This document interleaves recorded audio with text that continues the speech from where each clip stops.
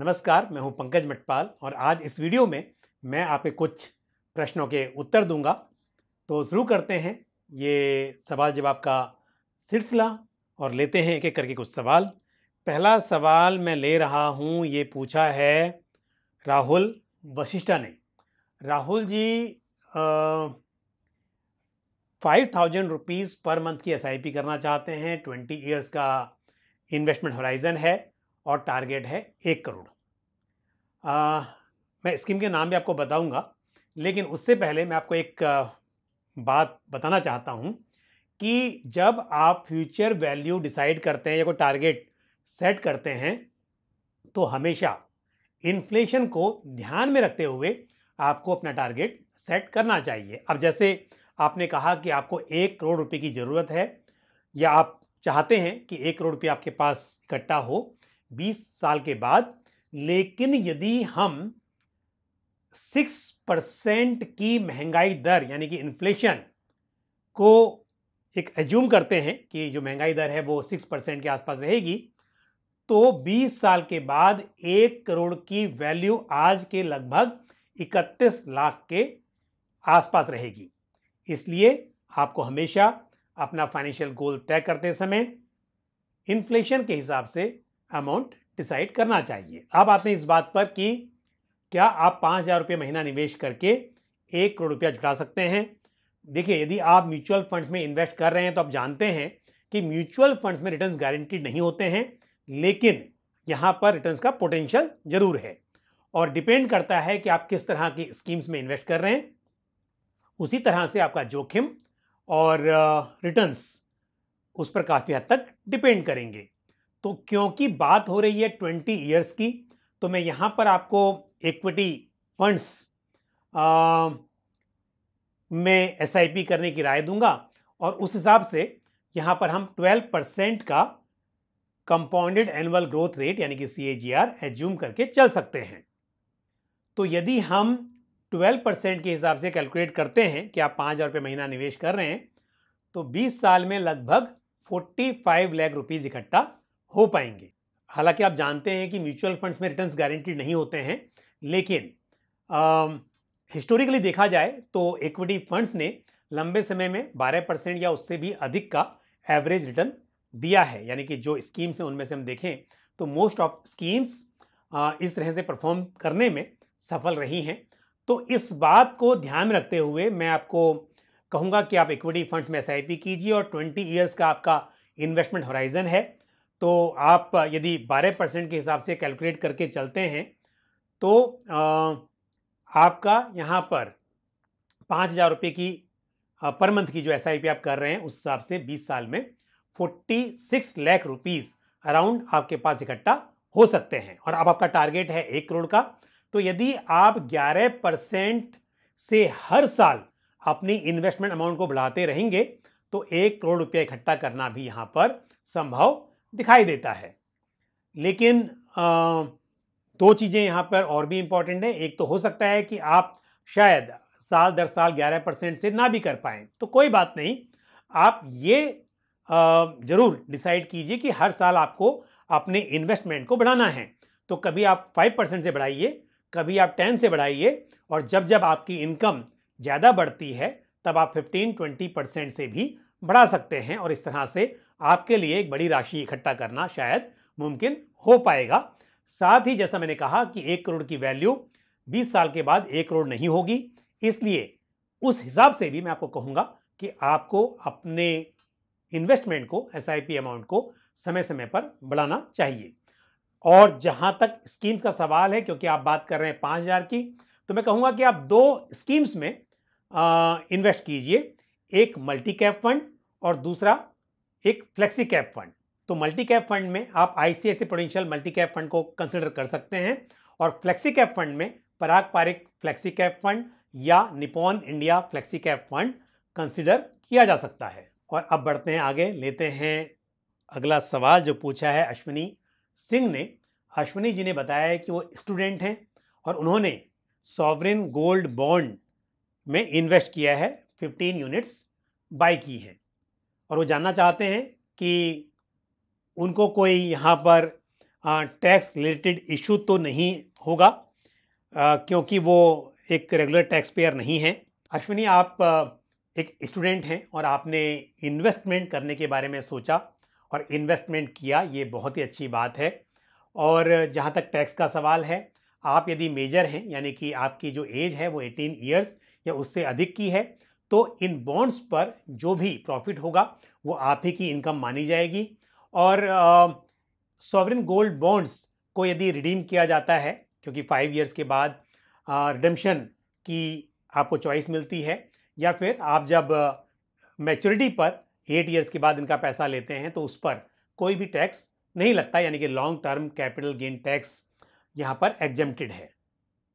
लेकिन यदि आप इन्हें सेकेंडरी मार्केट में बेचते हैं तो उस केस में डिपेंड करेगा कि उस साल में आपकी कितनी इनकम है। आज आप स्टूडेंट हैं, आपकी इनकम नहीं है, लेकिन जिस वक्त आप इन्हें सेल कर रहे होंगे, हो सकता है उस वक्त आपकी दूसरी भी इनकम हो, तो उस इनकम के साथ इस इनकम को जोड़कर तब उस वक्त पर टैक्स कैलकुलेट करना होगा। लेकिन यदि आपकी और कोई इनकम नहीं है और सिर्फ सॉवरेन गोल्ड बॉन्ड से इनकम है और जो मिनिमम इनकम होती है टैक्स के लिए ये उससे कम है, तो फिर यहां पर आपको टैक्स नहीं चुकाना होगा।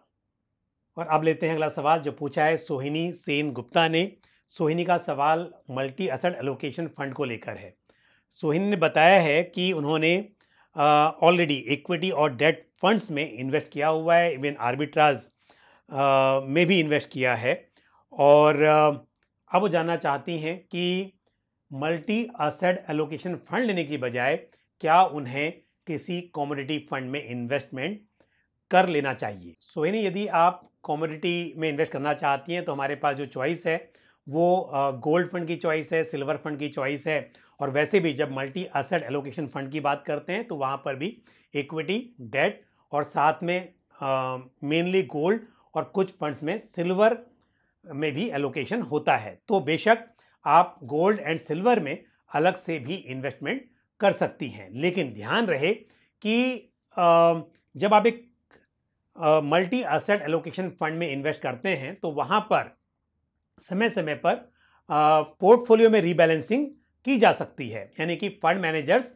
वो डिसाइड करते हैं कि एलोकेशन किस तरह से डिसाइड करना चाहिए, और उसमें यदि ज़रूरत हो तो किसी एक एसेट क्लास में कम करके दूसरे में बढ़ाया जा सकता है, और यहाँ पर टैक्स की लायबिलिटी आपके ऊपर नहीं आती है। लेकिन यदि आप खुद डिसाइड करती हैं कि कितना परसेंट आपको इक्विटी में करना है, कितना डेट में करना है, कितना आपको गोल्ड में और सिल्वर में करना है, और यदि आप किसी वक्त पर अपने पोर्टफोलियो को रीबैलेंस करते हैं, यानी कि इक्विटी की यूनिट्स को आप रिडीम करती हैं और गोल्ड की यूनिट्स आप बाई करती हैं, या गोल्ड में से यूनिट्स रिडीम करती हैं और डेट या इक्विटी की यूनिट्स बाई करती हैं, तो ऐसे में यहाँ पर आपके ऊपर कैपिटल गेन टैक्स लग सकता है, यानी कि जो आपका कैपिटल गेन होगा उस पर टैक्स एप्लीकेबल हो सकता है।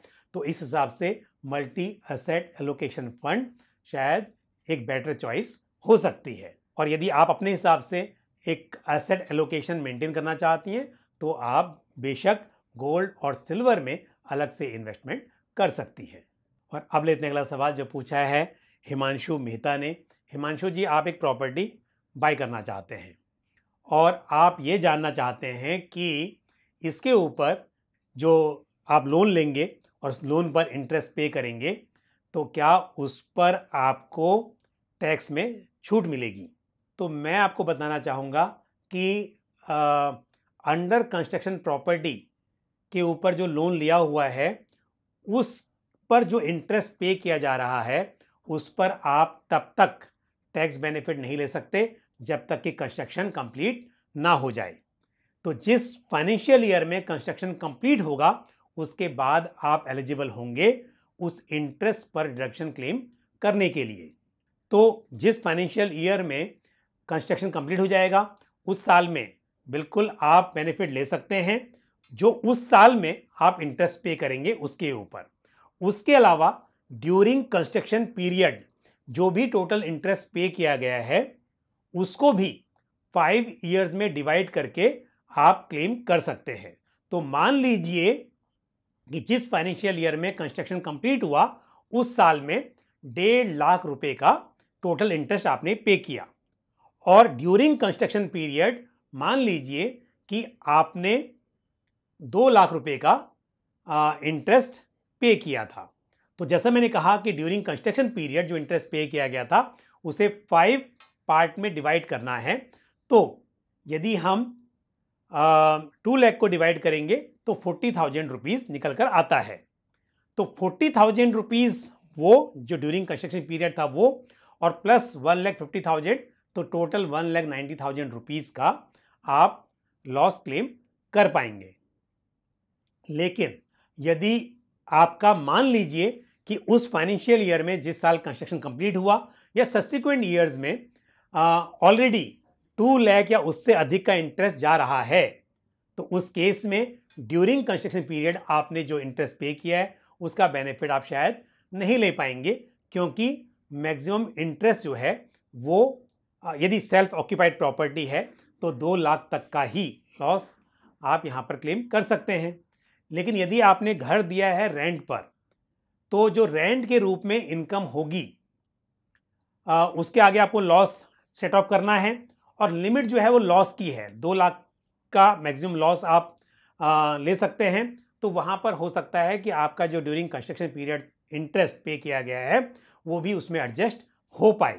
लेकिन ये सब पॉसिबल होगा तभी जब घर का कंस्ट्रक्शन कंप्लीट हो जाएगा, इसलिए फिलहाल तो आप कोई बेनिफिट इस पर नहीं ले सकते। और दूसरा क्वेश्चन जो आपने पूछा है बड़ा इंटरेस्टिंग है। आप कह रहे हैं कि आप घर अपनी मदर के साथ जॉइंटली बाय करना चाहते हैं और इस पर टैक्स का बेनिफिट तो आप लेंगे, लेकिन घर जब रेंट पर देंगे तो उसका रेंट आपकी मदर को मिलेगा, ताकि आपको उस पर कोई टैक्स ना चुकाना पड़े, वो आपकी इनकम ना हो।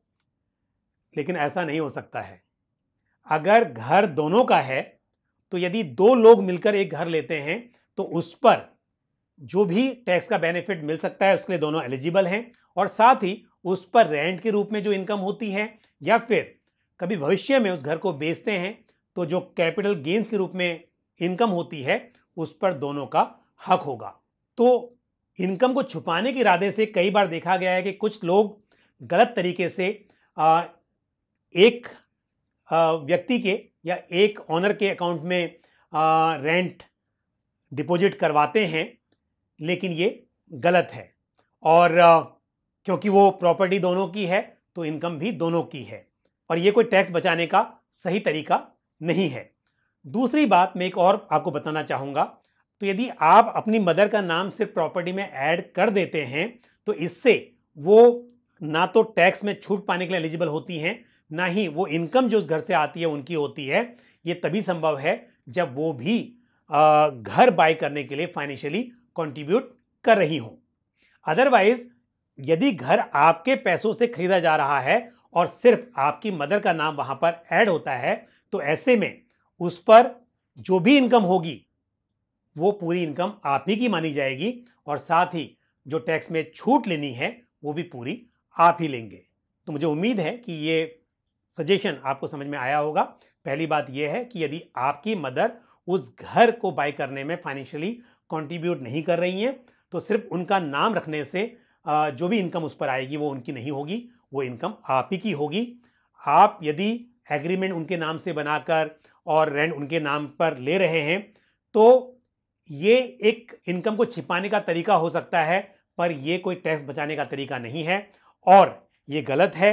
और इसकी जानकारी यदि इनकम टैक्स को मिल जाती है तो जितना भी टैक्स आप बचा रहे हैं, जो भी इनकम इवेट करने की कोशिश करेंगे, उसके ऊपर विद पेनल्टी टैक्स चुकाना होगा। और यदि वो फाइनेंशियली कंट्रीब्यूट कर रही हैं, जैसा मैंने कहा कि फिर वो इनकम आप दोनों की इनकम मानी जाएगी। और अब लेते हैं आज का आखिरी सवाल जो पूछा है सुभाष महातो ने।